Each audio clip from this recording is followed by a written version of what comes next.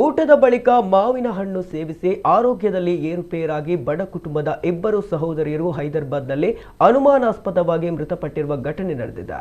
17 ವರ್ಷದ ಭವಾನಿ ಮತ್ತು 14 ವರ್ಷದ ಸಂಧ್ಯಾ ರಾಣಿ ಮೃತಪಟ್ಟಿದ್ದು, 19 ವರ್ಷದ ವಿಜಯಶ್ರೀ ಸ್ಥಿತಿ ಗಂಭೀರವಾಗಿದೆ. ಈ ಕುಟುಂಬ ಕೆಲಸದ ನಿಮಿತ್ತ ಹೈದರಾಬಾದ್ನಲ್ಲಿ ನೆಲೆಸಿತ್ತು. ಮನೆಯಲ್ಲಿ ಊಟದ ಬಳಿಕ ತಾಯಿ ಸೇರಿದಂತೆ 5 ಹೆಣ್ಣು ಮಕ್ಕಳು ಮಾವಿನ ಹಣ್ಣನ್ನು ಸೇವಿಸಿದ್ದಾರೆ. ಈ ವೇಳೆ ಎಲ್ಲರಿಗೂ ವಾಂತಿ ಭೇದಿ ಕಾಣಿಸಿಕೊಂಡು ತೀವ್ರವಾಗಿ ಅಸ್ವಸ್ಥಗೊಂಡಿದ್ದಾರೆ.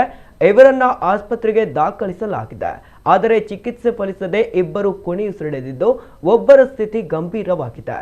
ಇನ್ನು ಹಣ್ಣಿನಲ್ಲಿ ಯಾವುದಾದರೂ ವಿಷಕಾರಿ ಅಂಶವಿತ್ತೆ ಅಥವಾ ಬೇರೆ ಯಾವುದಾದರೂ ಕಾರಣವಿದೆ ಎಂಬ ಶಂಕೆ ವ್ಯಕ್ತವಾಗಿದೆ.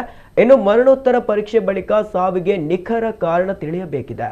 ಈ ಸಾವಿಗೆ ಸಮಗ್ರ ತನಿಖೆಯಾಗಬೇಕು ಮತ್ತು ಸರ್ಕಾರ ನಮಗೆ ಆರ್ಥಿಕ ನೆರವು ನೀಡಬೇಕೆಂದು ಕುಟುಂಬಸ್ಥರು ಕಣ್ಣೀರು ಹಾಕುತ್ತಾ ಮನವಿ ಮಾಡಿದ್ದಾರೆ.